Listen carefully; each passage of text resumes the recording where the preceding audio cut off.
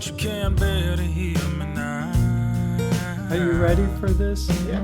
Okay. Well, hello. This is our ministry leader update for this week, and it's such a privilege to have Nick Anderson, an elder and a member who's been with Christ Church a long time, and we're just thankful to have you. And it's good for us to get to know each other as well if you don't know Nick.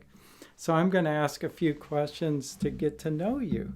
And the first is, how long have you been coming to Christ Church? And Yeah, I originally came, I think it was about 2004 time period, so about 15, 16 years. now, did we meet on the Spread Truth? We actually met in New York City. Yeah, yes. So it was really, really What neat. were we doing there? We were out in the streets doing evangelism. Yes. What was NYC Ministries is now, I think, Spread Truth. Yes. And they've been doing that for, I think, 25, 26 years. Yeah. And what have been some of the ways you've been involved at Christ Church over the years? A lot of different things, kind of a lot behind the scenes over the years. I was on finance committee for a couple of years, led K groups, have preached a lot inside the presbytery. Mm-hmm. So we're connected. Our church is connected to several churches in central Illinois. So I would go about once a month for years. You got a seminary degree, Yep. and you're licensed in the presbytery to preach and fill the pulpits. Yep. So got a Master of Theological Studies with Brad List. Hi, Brad. Hey! You got married about a year ago. Did, yeah. I took my time getting married, but I waited for the perfect one. Yes. Met Desi in Evansville. I was on a golf trip, and through a mutual friend, he invited her to dinner, and she had me eating off of her plate. Oh. The first dinner. Yes. So that's how we met. That's how you were attracted to her because of that. I better not say that. No. And then a storm came or something. Yeah, it started hailing outside, like golf ball size hail, and the entire restaurant gets up to look at, what's going on. There's a Corvette outside that was open, and everybody's just kind of gawking at it. And I was sitting at the table with her, admiring her beauty. Yeah, she has a great story too. Yeah, she does. You got married in a beautiful setting, and how is that used now? So we got a piece of property that we're using as a wedding venue. So Isn't that neat? Yeah, it took 40 years to get married and then went into the wedding business.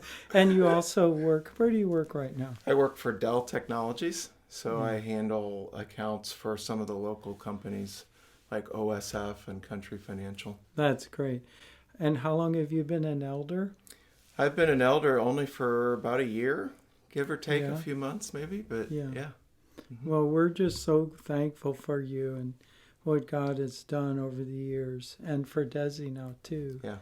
And what would be an encouraging word that you would give our congregation during this pandemic? Yeah, I think the pandemic is one of my favorite stories. It's kind of lesser known from the New Testament. Is towards the end of Acts, Paul is he's a prisoner at the time, and he has to go to Rome. So he's boarded on a ship with a centurion, somebody who's guiding him to go before Caesar in Rome. And through the course of events, they find themselves in a massive storm on the seas.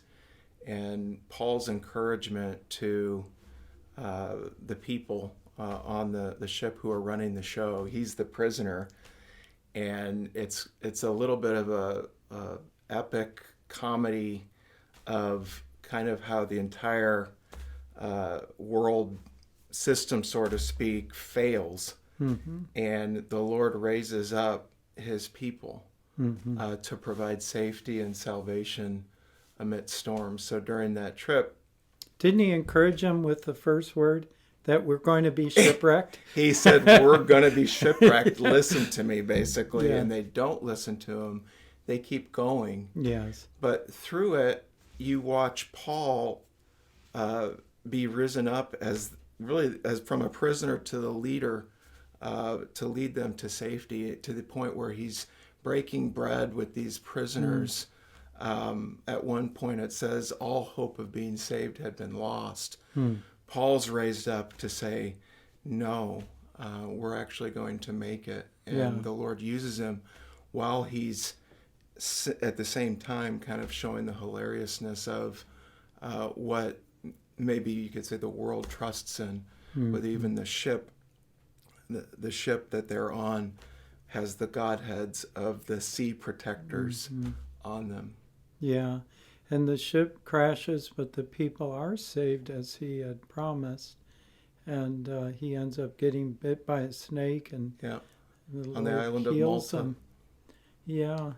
Well, we're so thankful to have Nick as an elder. He'll be in our governance commission meeting later today and has been a great asset.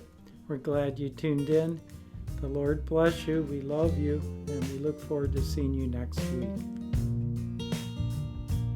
Well, I got so much I'm dying to tell you, but you can't bear to hear me now. Am I in the right chair? Is this Bob's chair? Is this your good side over here?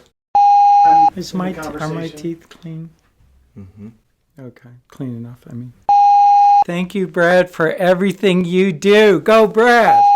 I got so much I'm dying to tell you, but you can't bear to hear me now.